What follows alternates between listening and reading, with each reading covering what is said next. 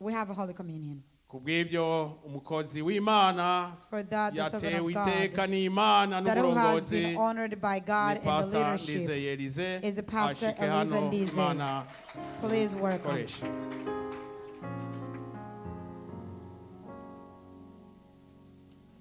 Hallelujah, hallelujah. Yesu ashimwe cyane. Mbese muranezerewe? I mean, are you happy? Munezerewe muzamura ibiganza. If you are happy, raise Amen. your hand. Show that you're happy. Kandi Amen. mbifurije umwaka mushya muhire. Once again, I wish you happy New Year Imana to all of us. ibagirire neza. And may God bless you. Imana yacu turayishimiye ko iduhaye umunsi nk'uyu. I would thank our Heavenly Father for giving us today kugira ngo twumve ijambo ryayo. to hear His word and His message. Dushimiye Imana yadutumiye ikatuzana ikaduhuriza hano. Thus, we thank God for giving us an invitation and brought us here together. Reka tuyihe amashyi. The God that did it, applaud to Him. The applaud to that God who done it. Amen to that. Nzamushima ibyo yankoreye ni byiza Yesu nzamushima ibyo yankoreye ni byiza Yesu nzamushima ibyo yankoreye ni byiza Yesu nzamushima ibyo yankoreye ni byiza Yesu nzamushima. Hallelujah. Hallelujah. That king is a king worthy of praise. Because what He did for me is good. And He will do more good to come. That being said, let's go ahead and read the Word of God. So that our service we have today so all can be done in early fashion. Like to say his name is Pastor Ndizeye Elize. I have a helper and blessed with 6 kids. God has blessed me. Amen. So that God is worthy of praise. Applause to God. Hallelujah. Amen. Let's go read the Word of God. I'm going to ask Melissa's mother to read for us, alongside with Evangelist Celestine. Melissa's mother is going to read the book of Psalms, Psalm 150, from verse 1 to 6. And Evangelist Celestine is going to read the book of Ephesians, Ephesians 5, verse 21. Turasoma mu izina rya Yesu Kristo, Zaburi 150 umurongo wa mbere kugera kwa 6. Haravuga ngo mushimire Imana ahera hayo, muyishimire mu isanzure ry'imbaraga zayo, muyishimire iby'imbaraga yakoze, muyishime nk'uko bikwiriye gukomera kwayo kwinshi, muyishimishe ijwi ry'impanda, muyishimishe neberu n'inanga, muyishimishe ishako n'imbyino, muyishimishe ibifite imirya n'imyironge, muyishimishe ibyuma bivuza amajwi mato, muyishimishe ibyuma birenga, ibihumeka byose bishime Uwiteka. Amena. Ibihumeka byose bigira bite? Bishime Uwiteka. That may all the living and breathing praise God. And let's read Ephesians 5 verse 21. Some mu izina rya Yesu Kristo haravuga ngo Imana data wa twese muyishimire vyose imisi yose mu izina ry'umwami wacu Yesu Kristo. Amen. Amena. Uzubiremo. Imana data wa twese muyishimire vyose imisi yose mu izina ry'umwami wacu Yesu Kristo. Amen. Ikaba dusomera mu Cyongereza. Let's English once again the book of Psalms. Dusomere muri Zaburi We're going to read the book of Psalms 150 verse 1 to 5. 150 150 verse 1 to 6. geze ku murongo wa gatatu gusa. Let's go and read verse 1 to 3. Let's go and read. Praise the Lord, praise God in his sanctuary, praise him in his mighty heavens, praise him for the acts of power, praise him for his surpassing greatness, praise him with the sound of trumpets, praise him with the harp and lyre. Amen. Abefeso ibice bitanu umurongo wa 20. Let's read Ephesians 5 verse 21. Efeso 5 Verse 20. umurongo wa 20. Okay, thank you. Let's go read once again the book of Psalm, Ephesians 5 verse 20. Always give thanks to God the Father for everything in the name of our Lord Jesus Christ. Amen. Amen. Amen. Mujye mushima Imana data wa twese. They always thank our Heavenly Father Ubw'ibintu byose. for everything he does. Mubuyishimisha mu izina ry'umwami wacu Yesu The Kristo. praise in Amen. the name Hallelujah. of Jesus Christ. Ayo Amen. niyo magambo tugiye kuganiraho This is the words we're going to converse on today mu minota mike cyane. in a very few moments. Rero amagambo umutwe wayo tushaka kuganiraho. The theme of today, or of N'amagambo these avuga ngo words, the theme says, gushima Imana. the thanking God. Turi mu bihe byiza byo kugira ngo dushime Imana. Because we are in good time of thanking God. Kenshi iyo turi gusoza umwaka, Because mostly whenever we're about to end ni the year, kenshi abantu usanga bari gushima Imana. there are many times people they're thanking God for Ni ending the year. kenshi usanga abantu bari gushima bavuga ati Imana wagize neza. There are many say, God, thank you, you did me, you done me Iyo well. umuntu abonye avuye kuri Noheli imwe akagera ku Because yindi, when a person goes from one Christmas to another, aravuga ati Imana waragize neza. they say, God, you done me well. Ndabigushimiye. And I thank you for that. Ni ukuvuga ngo ndetse iyo umwaka Meaning urangiye, that once the year has ended, itorero ryacu in our church, ndetse naho nagiye nyura, in all the church I've went ni through, ukuvuga ngo dufata umwanya wo gushima Imana. basically we take time to thank Buri God. wese agahabwa umwanya And each person get enough wo time gushima Imana. to thank God. Iyo uwo mwanya abayobozi bawibagiwe, Because when the leader forget those moments or those usanga times, abakristo babibutsa you see the members will remind them ko mutaduhaye gushima. that why have you not given us time to thank Turasabye God? muduha akanya ko That gushima. please give us enough time to thank God. Amena. Amen. Kuko abantu bakunda gushima. Because people love thanking God. Kandi Imana yacu nayo And our Heavenly Father, ngo yibera mu mashimwe. God lives in praise. Amena. Amen. Reka mamurisa dusomere Zaburi 22 umurongo wa 4. Let's go and read Psalms. Psalms 21. 22. Psalm 22.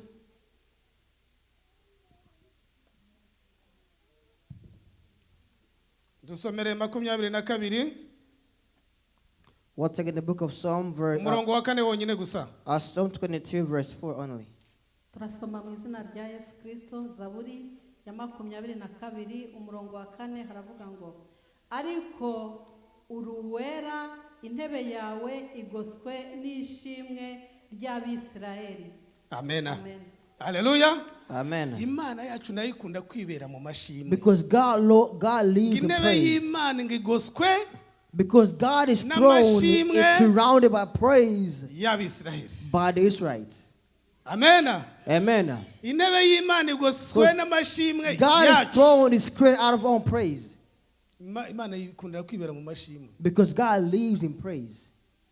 Uzarebe natwe ubwacu. Because when you look at us mostly as humans, Iyo ukoze ikintu when you do something ukabona abantu bagushima, and you see people thanking you or they're praising you, birakunezeza. it makes you happy. Siko bimeze? Isn't that how it is? Iyo ushimiye umuntu wakugiriye neza, Because when you thank somebody who did you good, nawe yibuka ko yagize neza. they remember that they did a good thing. Amen. Amen. Gushima rero To be thankful, natwe ubwacu dukunda kubikora. because we do as well. ni kenshi umuntu akugirira neza A lot of times somebody could do you well, can bless you. ukazafata igihe And then you take time ukibuka and you remember ukavuga ati kanaka yangiriye and you neza say, that person did me well. reka mfate igihe Then let me take time ugafata abana bawe and you take your kids ukagendana and you n'umugore take your wife mukavuga ati tugiye kwa and Juvenal you say, we're going to Juvenile yatugiriye neza because he did us well. mugafata amazi And you take water, mugafata ibyo kunywa you take some drinks, mugafata ibyo you kurya take some food, mukajya mu rugo and iwe you go in his home mukaganira and you have a conversation. warangiza And at the end, ukamushimira you thank him. ati ndagushimira kuri ibi And you n'ibi say, n'ibi I wankoze thank you because you did this and this for me. ntabwo tujya tubikora se Do we not do that? tugashima We are very thankful. kenshi iyo umuntu umukoreye ikintu Usually, whenever you do something for somebody else, ukazabona gutuye ikibi atanagushimiye and then they harm you instead of thanking you, birabababaza it hurts you. Siko bimeze? It's hurtful. uzarebe niyo twese hano abantu benshi mukunda abo muri Afurika kubasaba amafaranga If you look at our people from Africa, they love asking for money. iyo umuhaye amahera akicecekera That when you give some money and then they stay quiet, birabanezeza are you happy? iyo atavuze ati nayabonye If they don't say, hey, I got the money, Nakoze. that thank you for giving me the money. wumva wazana mwihorera ubutaha Like if they don't say it, next time you don't want to send it. kuko ntagize icyo avuga Because they have said nothing in return. aricecekeye They stay quiet. ubwo urumva wowe warenzaho iki kintu ubutaha Basically, what would you do at that point in time? ariko yahura n'ikibazo But if they go to a problem, akibuka kuvuga then they remember to say. ariko gushima bikamunanira But they forget to be thankful. aho nta kabazo bigutera kweri Doesn't that bring an issue between you, conflict? uwo muntu ntabwo baza kaba guteye That person, I did not bring you conflict. rero gukorera umuntu ikintu ntashimwe When you do something for somebody else and they don't thank you or ntabwo are not ntabwo thankful, bijya binezeza na rimwe it is not pleasing. It does not make you happy. devota birakunezeza The what is going to make you happy? No. umugabo yagushimiye akavuga ati When your husband wagize neza wagabuye when your neza husband thank watetse you neza and you say you cooked good food, wumva you did utaryohewe mu well, mutima wawe and you're not happy in your heart. gushimirwa rero turabikunda So we love praise and be thankful. amena Amen. muri iyi minsi hari abagabo batajya bashimira abagore babo Nowadays, some husbands never thank their wives. bazi ko ari uko nyine ari They ukubera think gutyo. they think it is what it is. That they don't thank their wife. And nta think it's gashimwe na normal. kamwe ajya avuga They never say thank you to their ahubwo wives. ni ka gashimwe kera yavugaga But the last thing they said thank you was a long time ago aterita when they were flooring. kubera ko afite ibyo agambiriye Because there's something he desired to have. agahora ashima Then he was thankful at that point in time. ariko yamara kumugeza mu rugo But now once it became his wife, hehe no gushima hey, now being thankful is no more. bikaba biraheze It's being thankful has ended. It's no more. twebwe mu gihe cy'abagabo cyahise See, long time ago as men, abagabo ni ukuvuga ngo twabaga mu rugo nko kuba nk'intare because men long ago would be at home like lions. umugabo akageza mu rugo ari nk'intare Because the husband come home like a lion ari ukugira ngo atinyishe umugore gusa to only bring fear to the wife. ngo nibwo tuzabona icyubahiro Because thinking that they will find honor Mbere in niko that byari way. bimeze. That's how it was back then. kugira ngo wubahwe ukajya uhora That utinyisha umugore to wawe find respect, they bring fear to the wife. nta kumushimira They will never thank them. nta kumubwira ngo urakoze They will never say, hey, thank you. ahubwo wowe gusa But kumuhata rather, all they will bring was just conflict. ukagira ngo ni ikimashini wazanye mu rugo And they would gukoresha think they brought a machine home instead of a person. uwo ni umuntu w'umufasha wawe ijambo umufasha You brought a person, you brought a helper, help her si out. ikimashini cyo gukora She's not a machine to do everything. mbere niko byari bimeze Back then, that's how it was. ariko kuri iki gihe But nowadays, in the modern urukundo time, bararuhendahenda the love must be banza cherished. ariyo mpamvu bigoye And that's why it's very hard. ni ukuruhendahenda Because love must be cherished. kuko iyo udahendahenze Because if you don't cherish it, kuri iki gihe divorce ni nyinshi now the divorce is easy a lot. ubwo ugomba guhora umushimira So you must always thank her. umugabo utazi gushima muri iki gihe A husband who cannot thank their wife nowadays, Sha, yahuye n'umugabo I'm telling you. umushimira uramuheba tu if you meet a husband that will thank you, you will leave your yamushimiye kabiri husband. gatatu wowe utamushimira Because when he thank her once, 2 or 3 times, urebye nawe uramubura if you're not careful, she will leave bagore you. namwe mujye mushimira Even abagabo as banyu wives, we should thank your husbands. too. Amen. Amen. umugabo agukoreye akeza nawe Because umushimire if your husband do you good, thank you. Hallelujah. Amen. niba umugore wawe yambaye neza If your wife is dressed good, mushimire wa mugabo thank the husband. haleluya Thank your husband. Amen. umutwaro wawe niba yambaye neza umushimire Because if your wife dressed well, thank n'abana her. bacu nibambara neza natwe If our kids tubashimire are dressed well, they should thank us Amen. too. Amen. uzi impamvu ingo z'iki gihe zisenyuka vuba? You know what? Nowadays, many households get divorced or are destroyed. Nuko Best usanga you can understand. abasore b'iki gihe It's because many young men nowadays, kubera abona umukobwa yambaye akajipo kagufi, because you see a lady dressed in the miniskirt, usanga ari byo yishimira cyane. and that pleases his eyes. Burya niyo mpamvu hari divorce nyinshi. And that is why many times you see divorce happening. Kuko wishimira ko umudamu wawe yambara akajipo gato cyane, Because you're happy when your wife is dressed in miniskirt, ukabyishimira. and it makes you happy. Uko wishimiye See, jipo ntoya, the same way you're happy that you wear a miniskirt, niko n'imyaka yawe izangana because the same way your bw'iyo years jipo ntoya. will be living together will be like, that's how long your marriage Iyo myaka nayo will last. niko izaba mikeya. Because the same way her skirt is short, the same way Kuko the abandi years bagabo will bazareba be izo short. ntege z'uwo mugore wawe, Because other husband or the man, they will look at her thighs. imyaka izaba mike yo kubana. Because your years living together will be short too. Kenshi uba umushyira ku isoko. Because many times, because of what you dress, you are putting her out in Utabizi the ukavuga ngo market. ngo nibyo biryoshye, You don't know that you think it's good, ugahora it pleases you, ubishima. and you're happy to dress like that. umva uramugurisha utabizi. But know this, you're selling her without knowing. Niba yambaye nabi vuga uti wambaye nabi. Because if she don't dress, you'll tell her, hey, you don't just well. Ntukabishime. Do not hide it. Amena. Amen. Rero Imana yacu dukwiye kuyishimira ibyo yadukoreye. So we should always thank our God for what He did for us. Ntabwo tugomba kurindira We should not wait cya gihe duhuye n'ibibazo bikomeye, until you go through problems, cya gihe warwaye ukaremba, that when you are sick on the deathbed, ukajya muri koma, when you go through coma, ukumva ko ari cyo gihe cyo gushimira then you Imana. feel that you want to thank God. Ese wowe utigeze urwara, Question, you who never got sick, ntabwo washimira Imana. would you never thank God? Amena. Amen. Yaba ari uwarwaye Because whether you are sick, akwiye gushimira you should Imana. thank God. Yaba nawe And utarwaye if you never got sick, ukwiye gushimira iyo Mana you should also thank kuko God. yagukoreye icyo kintu cyatumye Because utarwara. God made you to not get sick. Amena. Amen. Niba Imana yaragufashije Because if God helped you or enabled you, mu rugendo rwawe rukagenda neza, and your journey or trip went well, iyo Mana urakwiye you kuyishimira. should thank God. Amena. Amen. Niba natwe ubwacu dukunda gushimira, If we love thanking God too, kuki Imana yo tutayishimira? if we love thanking our people, why can we not thank God as well? Ejo mwarimu Felix ari kutwigisha hano mu masengesho, Yesterday we do the fasting when Felix was preaching. yibutse ishimwe yari yaribagiwe. He remembered a things he had forgotten. Yibuka ko yari afite ipantaro Remember imwe, that he once had only one pants, ariko ahura n'umukozi w'Imana and he met God a servant, amuha ipantaro, and he gave him a pants. ariko ejo yarayibutse But yesterday he remembered. ngo nubwo yari nini And so, although it was a big pants, utamenyaga niba ari ipantaro cyangwa but it ijipo, was oversized. You couldn't tell if it was a pants ariko or a skirt. yaravuze ati But he said, uko bigenda kose no matter what happens, ndayambara tu. I must wear this pants, no matter how big it is. Urumva ufite ipantaro imwe, Because if you had one pants only, if you had one pants, ubonye indi pantaro ya and kabiri, they found another pants, ntabwo uzabirebaho ibyo ngibyo byo but you kuvuga ngo don't care how ikirere. big it is. Like, it doesn't concern you. Uzayambara tu. You wear it no matter what. Haleluya. Amen. Ariko amaze kwibuka iryo ishimwe, ubanza wararyibukiye ahangaha, amaze kuryibukira hano, Don't remember the thanks here. yahise avuga ati Then he said, ngiye kuzamutelefona that I'm going to call that person mushimire. and thank him. Haleluya. Amen. Nawe hari umuntu wagugiriye neza, That person who blessed you as well, uzamushimire. that thank them. Haleluya. Amen. Natwe muri iyi minsi ya And none nowadays, turi kwibutswa ko we are tugomba being reminded that we gushimira, should be thankful tugashimira Imana. and thank God in heaven.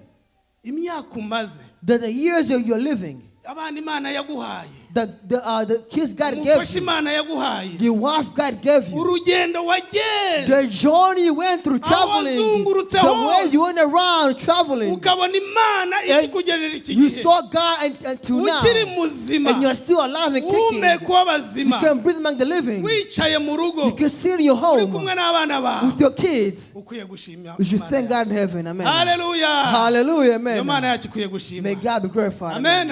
Amen. Niba dufata ingendo tukajya gushimira abacu, If we travel to thank our kuki people, tutafata then urugendo why can we not ngo travel tujye mu and rusengero go to the church dushimira Imana and thank yacu? God?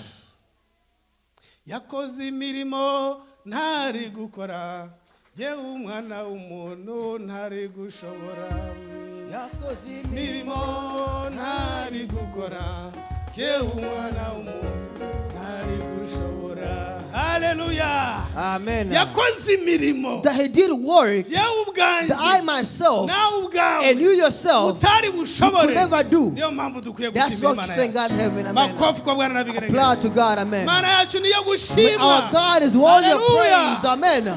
Imana yacu ikindi yaturemeye. Because the reason God created us, Hari ibintu byinshi Imana yaturemeye. there are many reasons why He created Ntabwo ndi us. bubivugeho. I'm not going to name Ikintu them, ndi buvuge ni kimwe gusa. but the one thing I'm going to say is Mu bintu one. Imana yaturemeye. Among our creation, Yaturemeye one kuyishima. purpose was to thank Him. Hallelujah. Amen.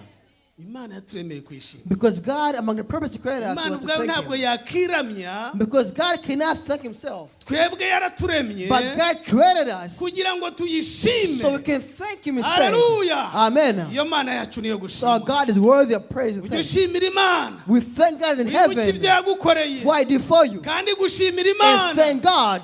ntabwo ari ugushima ku munwa gusa. Thanking God is not by word of mouth Ntabwo only. ari No. ukubiririmba It's gusa. not singing by songs. Ntabwo ari ukubibwira bagenzi It's bawe not telling your gusa. friends only. Ahubwo ni ukugira But icyo rather, ukora. you Hallelujah. must put into action. Imana Amen. ikabibona yuko hari icyo And wakoze. God still do something. Ejo mwarimu Felix yaravuze ati Felix said yesterday, ibyo yankoreye so what he did for me, Ndabyibutse. I remember now. So I'm going nzamutelefona to call him ngira ikintu and muha. I'll give you something in return. Si uko wabivuze ra? Is that what you said? Ntabwo yabivugisha umunwa gusa. So you don't say by word of Ariko mouth, ngazagira icyo but rather akora. you will say it and Hallelujah. do something about it. Imana yacu rero niba hari icyo yakoze. Our God deserves something to do about it. Ntabwo dukwiye guhagarara imbere yayo gusa. That we shouldn't stand before God only Ngo Mana nguhaye umutima wanjye and say, wose. God, I give you my heart. You can have my heart. No. Umutima wawe uso kuwuhaye Because urasigara n'ikibazo. if you give God your heart, how would you live? Urabugihumeka se? Because if you give God your heart, you will die. Uwo mutima niyo yawuguhaye. Because God gave you your heart. Nawe hari ibyo yaguhaye mu butunzi. It is God gave you something in your wealth, Hari in ibyo your riches. utunze. There's something you possess. Nawe ukwiye gufata muri ibyo. So think among your possession and give something to God. Kandi umuntu ujya gushimira And when you're thanking a person, ntabwo areba ibibazo afite. they don't have. It's not because they go to a problem. No. Ntabwo areba ibintu bikenewe n'amafaranga afite. It's not because they don't have money. Aravuga ati tugomba kubyirengagiza. But they said they must overcome this, overlook this. Akavuga ati tugomba kubikoraho. And they said we must do this. Tukajya gushimira Imana yacu. And go thank our Heavenly Father. Hallelujah. Amen. Tugashimira Imana And yacu. thank our Heavenly Father. Hallelujah. Amen. Yaba amafaranga, With this money, yaba amadolari, with his dollars, yaba ibintu. with this our possession, Ukabikoreshwa ukavuga ati ngiye and you gushimira use it and you Imana. say, I'm going to thank God Muri iyi with this. Nowadays, Kuko Imana yaturemeye kuyishima. because God created us to Natwe thank dukwiye Him, kugira ibyo we dukora must do something about it tugashimira Imana yacu. and thank God. Amen. Amen. Amen. Umuntu watanze izi TV And the person who gave the TVs, who donated the TVs, yarebye iby'Imana yamukoreye, they looked at what God did for them areba inzira ngo zose and yaciyemo, look what the path they went through. aravuga ati nanjye And he said, I myself, ngiye gushimira Imana, I'm going to go thank God nyitangira ikintu gikomeye, and give something very powerful. cya kindi nanjye mbona That the kiremereye, thing I can see for me is very cyo big. gutanga biremereye. That giving has a Burya big kugira ngo weight. uterure ibihumbi bibiri n'andi So giving $8,000 by'amadolari ntabwo ntabwo byoroshye, it is not easy. ariko kuko byakoze ku mutima iby'Imana But yamukoreye, because it touches hard, ati what God did for them, nzazitanga, is I'm going to give the TVs abakristu bajya bibona ku so the Christian they can see themselves. On the TV. Hallelujah. Hallelujah, amen. Nanjye Imana izagira icyo So inkora. that God can Hallelujah. bless me as well. Ndetse igihe cyose bajye And bibuka then ko hari icyo after they natanze. can remember that I did Hallelujah. something for God. Yakoze igifatika. He did something that can behold. Natwe ugomba kujya imbere y'Imana. We must come before God as Umwaka well. ugiye kurangira, At the end of the year, hari iby'isi byaguhize, the main thing was looking for ariko you. urakwiye gufata umwanya But you must take time, enough time, ugahagarara n'umuryango wawe and stand you and your family mugatekereza and think about this. hari ibyo wakoze, And so you have done something for us. dukwiye kugushimira. We must thank you. Haleluya. Amen. Rero hari impamvu dukwiye So there are reasons why we should thank God. impamvu ya mbere ituma dushima Imana Our first reason why we thank God n'iby'Imana yaduhaye. is because God gave it to us. Hari ibyo utari ufite, There are things you did not have or you don't ariko have Imana ubu now, ngubu yarabiguhaye. but God has given them to you. Amena. Amen. Hari igihe nicara mu nzu nkashima Imana, Sometimes I sit in my house and I thank God. kugura igitenge cy'umudamu byajyaga bingora. Because buying my wife a clothes, fabric Hari aho was byajyaga hard. bingora. Sometimes it was hard buying my wife a fabric. Nareba ari mu gitenge kimwe nkumva nanjye ndababaye. And now look, she only have one clothes, I feel sad, I feel bad. Ariko naba ndi kumva ari inyuma yanjye. But then I feel she was behind me, holding my back. Ariko uyu munsi ndambara iki? Ask yourself, what am I going to do today? Yazengurutse imyenda yose She looked at all the clothes in the closet, and she cannot find a clothes to uyu wear. nguyu narawambaye. But now she could find Uyu one. narawambaye. You say, I wore Uyu this. narawambaye. I wore this. Wamitiyemo. I wore this stuff. Byamuyobeye. The what can I choose? Kandi ubundi guhitamo yahita agashyiramo hwi. Back then, she only had one. So she would choose right away. Nta no gukererwa muri korali. She would not be led to Nta no choir. gukererwa worship team. She would not be led to Yahita choir practice. agashyiramo rimwe. She would take one clothes she had, she put it Akaba on. aragiye ati ngiye ku rusengero. And she started going to church. Hallelujah, amen. Amena. Amen. Ari uku guhitamo ni ikibazo. But nowadays, she's having a hard time Namwe choosing niko one. bimeze. Is that what it is to you? Amabaze yabaye menshi. You have so many clothes in your closet. Amabubu yabaye menshi. There's so many clothes in your Guhitamo closet. biragoranye. That choosing one is hard. Abenshi biranabakereza The many kuza. are late looking for clothes to wear. Kubera guhitamo. Because they cannot choose Kubera what ko to Imana wear. yagize neza. Because God blessed them. Amena. Amen. Nta kimana yakoze kweri. Amen. It's not- Hari abadamu batabonaga umwenda wo kwambara. Many women could not find clothes to wear back then. Ariko urahinduranya uko But ushaka. now they can change at any Iyo moment. Mana yagize neza. That God blessed us, Uyu amen. mwaka tugomba kuzayishimira. This show must thank God. Hallelujah. Hallelujah, Iyo amen. Mana uzayishimire. Must thank God, Ko God. yagize neza. Because he did Yagukuye well. ahakomeye. He brought you from a Tuyishimira. hardship to now. Hallelujah. Amen. Imana icya kabiri impamvu tuyishimira. Second reason why we Ni thank Imana God. iruta ibigirwamana. Because God is above other Imana gods. isumba. He's a God above other Abadayimoni gods. Above all Niyo other mpamvu demons. dukwiye kuyishima. And that's so much to thank Iyo God. urwaye Because abadayimoni, when you're sick of demons, abakozi Imana and they bakagusenyera, prayed for you, abadayimoni bariruka. the demons are being chased out. Tugashima Imana niyo mpamvu iri And hejuru we thank y'ibigirwamana. God because God blessed you. Hallelujah. Amen. Rero dukwiye gushima So Imana. we must thank God Kuko Imana yaduhaye agakiza. because God gave us Imana yaduhaye salvation. agakiza. God gave us Yesu salvation. yemeye kwitanga. Jesus Christ gave himself up Araza aduha and he agakiza. came down and gave us salvation. Yesu niwe nzira Because Jesus Christ n'ubugingo. is the path of Ntawe life. uzajya kwa data atari Not umujyanye. my Father, Hallelujah. but through me. Amen. Yesu niwe nzira. Jesus Christ is the path. Yesu aremera aciye And nzira. he agreed to become the path itself. Turakwiye kumushimira kuko We yaduhaye must agakiza. thank him because he gave us Abenshi salvation. twagombye kuba Amen. turi muri gereza. That many could be in jail or in prison. Abenshi twagombye kuba turi mu bintu bidafite umumaro. That many could be things that have no value. Abenshi twagombye kuba twarishwe n'ibiyobyabwenge. That many will be drug addicts or Hari crackheads. abantu benshi baturushya That many have more than us kubera banyoye ibiyobyabwenge byinshi because they need so many drugs. bikabakoroga mu mutwe. And then it made them go crazy. Ugasanga baratubwira ngo nimudusengere And they asked us for kubera prayer ibyo biyobyabwenge. because of the drug they've done. Benshi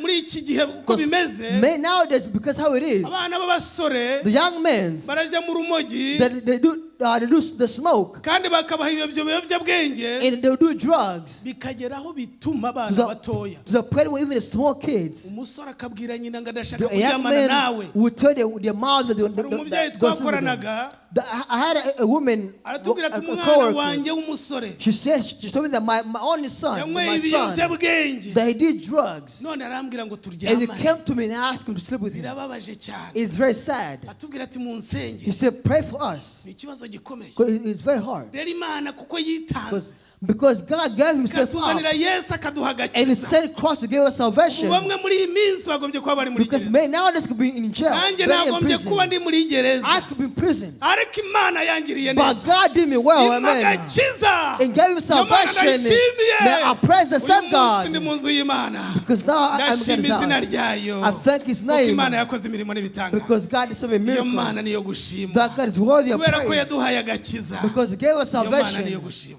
That God is worthy of Hallelujah. praise, amen. Imana yadukuye muri kanyanga. He blessed with Kanyanga. Imana yadukuye ziriya nzoga zikaza cyane. God took us from those alcohol. Amena. Amen. Bajya bavuga ngo sere niwe yakuye mu nzoga zikaze cyane. There's a Celestine came from doing alcohol. Burya mujya mubona aguruka asimbuka You hano. see, he can dance here. Mukagira ngo biri aho ngaho gusa. And you think he started Abashima here. y'Imana yamukuye hariya Where hantu. God took him Hallelujah. from, amen.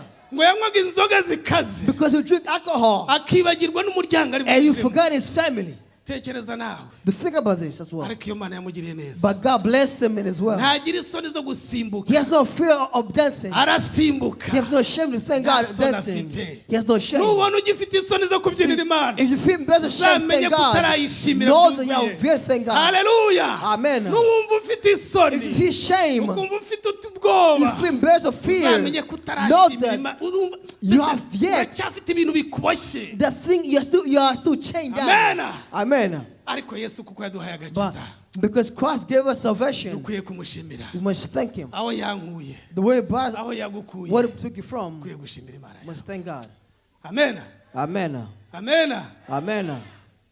rero turashimira Imana kubw'imbabazi zayo We thank God for His mercy and ko forgiveness. Imana yatugiriye imbabazi Because God gave us mercy, turakwiye kwishima we must thank God. Amen. kera iyo wakoraga ibyaha Long ago, when you commit a sin, kenshi wagwaga aho ngaho that they'll punish you at the moment, they'll ariko kill Imana you. ihora itubabarira buri munsi But God forgive us si uko at any turi moment. beza It's not because we are kuko good dukora people. byiza buri It's munsi not because you do good things. ariko kubw'imbabazi But zayo because of His mercy niyo and mpamvu forgiveness, tugomba guhora tugira gute that's why we also do what? We should tuyishimira always thank God. haleluya Amen. reka ndagirize ku kintu kimwe cya nyuma Let me conclude one last thing. dukwiye gushimira Imana We should thank God kubera ko iturwanirira because God Hallelujah. fight for us. Amen. Imana iturwanirira buri God munsi fight for us at all Imana times. ikurwanirira intambara buri God fought munsi for you at all hari times. izo ubonesha amaso Their work is see hari physically, n'intambara utabonesha in amaso their words you cannot see physically. siko bimeze yemwe Isn't that how it is? reka nkwerekeze utabonesha amaso For example, the thing you cannot see. iyo uryamye When you are sleeping, urasinzira you sleep ukarota and you dream. ukarota ibintu byinshi You dream many things. n'ubu uzi n'aho uri You don't know where you are. ahubwo mugenzi wawe ku ruhande But your spouse next to you niwe arakubwira ati waraye urota should tell you are dreaming last waraye night. ushidagurika That you are dreaming last ese night. wabyumvishije But did you know this? ati ntabyo You said, no, numvishije I didn't know. I was not Ntabyo aware. You were Iyo not aware. 'Cause wasinziriye, when you are sleeping, nuvuga ngo uba wagiye basically you are uri gone. mu gihe umeze nk'igicucu cy'urupfu Basically you're like dead. Physically Amen. dead. Amen. umeze nk'umuntu wamaze gupfa Basically you're like biba physically dead. byarangiye Because you are done. You are kandi gone. kenshi And many hari times, igihe abantu baba bazunguruka inzu yawe there are those who sought your kugira ngo home bakwibe to kill, to steal you, cyangwa se rob you, bakwice or to kill you. ariko Imana ikarwanira iyo But God fight your ntambara battle for you. haleluya Amen. mu gihugu hari igihe wasanga abantu barashyizeho ibipangu In your homeland, there's those who have fences bikomeye cyane around their homes. bagashyiraho amacupa They put fences, bagashyiraho imiriro they put kugira fire ngo nijoro torches. nibaryama kuko baba So, bazi yuko When they're sleeping in the night, because baba they batari know kumva they baba cannot bagiye hear. kure cyane They are far away in their sleep. They're ngo far barinde- gone. ngo barindwe n'icyo gipangu So their fence can protect barindwe them. n'izo mbwa zabo So the dog can protect them. ariko burya Imana niyo But irinda the only God can protect. Imana itakurinze Because so long God cannot, if God doesn't byose protect you, abarinzi baba ubusa byaba ubusa your thieves Amen. is that to them. They'll ariko get, Imana yo but God Himself, ikongera ikagukura mu bitotsi the God brings from your sleep ikongera ikagukonegita muri wa mwuka wayo and He brings yagushyizemo His breath to us again, ukongera ukabyuka and then you come back to life in the morning. ukagira gutyo ukumva And you birakunda can show it's possible. ukongera ugahumeka You ukumva can show it, birakunda you can breathe it's uba ukwiye possible. gushimira Imana You should thank yawe God for that. haleluya Amen. iyo mana ukwiye kuyishimira You should thank God. haleluya Amen. iyo Hallelujah. mana That God, intambara iturwanirira the body fights for urakwiye us. kuyishimira You should thank iyo Him. ugenda mu muhanda Because when you're hari igihe ujya traveling, kubona ukabona the thing you can see when hari you're imodoka yari driving, ikugonze neza the car could have wari hit you, upfuye birangiye and you could have Ndavuga uti died. Imana But you say, ndagushimiye God, I thank you. burya n'Imana iba ikurwanira iyo ntambara Because that's God fight for you. kuko Imana iba itaragambirira kugukura kuri iyi si Because God has you to take Imana His iturwanira hand out. intambara nyinshi God fight izo for us ntambara in Imana battle. iturwanirira Their word, God fight for izo us. twabonye n'amaso yacu Their word we see ourselves. Imana yaratwambitse God dressed us. Imana yaduhaye abantu badufasha That aho God twagiye gave us guca helpers to help us. iraturwanirira And God fought for us. Imana yatugiye turwanirira abarozi God fought for us against witches. abantu bicana Again, those who can kill us. dutuye abantu batuzungurutse Because we are surrounded. abantu bicana We are surrounded by some murderers. abantu barogana We are surrounded by witchcraft. ejo nagiye gusura umubyeyi Yesterday, I went to see a woman, a uvuga mother, ngo yarafashe umwana we that she took her kid agiye ku kibuga cy'indege to the airport.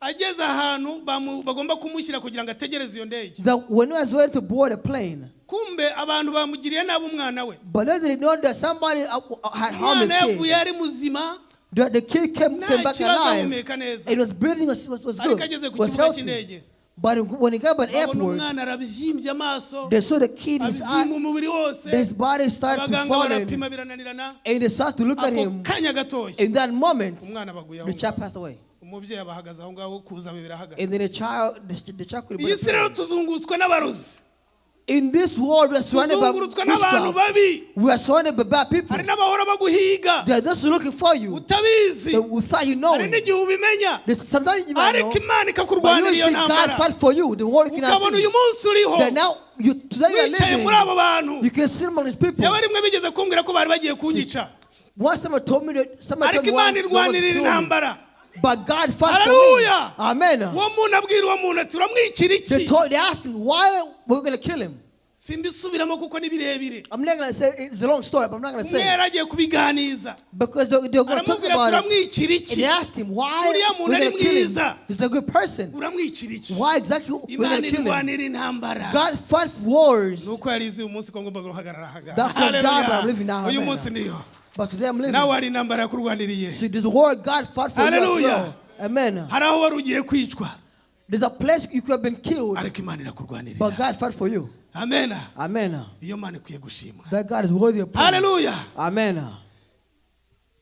ngo yosuwa na karebu Say Joshua, imana irabarwanirira the God fought for them. ngo bajya gutata igihugu cy'i kanani Then they went for Canaan. ngo bagezeyo When they arrived Canaan, ngo bazana ngo bari bajyanye the brothers ngo were bazana with inkuru them. y'incamugongo They brought bad news. baravuga ngo twasanzeho ibigabo birebire And they saw that we saw big people ngo bizaturya that they will kill us. ngo ntituzirirwe tujyayo That we should not go at all. ariko yosuwa na But karebu Joshua and Caleb, ngo barahagarara that they stood ngo strong. bashima imana And they thank God ku byo yakoze what God did for ngo them. baravuga ati mana And they say, God, hari ibyo wadukoreye that thing did for us. watandukanyirije inyanja That better than this for us. turambuka That we will overcome. Hallelujah. Amen. wadukishije ahakomeye That we overcome many things. Amen. inkuta z'i yeriko The wall of Jericho, warazibituye. you destroyed them. bashima We imana thank God. barangije And at the baratura end, baravuga they bati said to God, natwe niba even imana us, twishimira if we thank you, tuzabarya nk'imitsima that we destroy them. haleluya haleluya Amen. haleluya Amen. dushima imana Let's thank God. ndarangije I am done. ibyo kuvuga ni byinshi mu gushima imana There are many things to imana say. yakoze byinshi God did so many hari ibyo things. yagukoreye There are things God did for you. ariko nawe uyu munsi wicare But there you should see you're wibuke sitting. uvuga uti Remember mana and ibyo say wankoreye that God, what you did nanjye for nkwiriye me, kugushima I must thank you as well. haleluya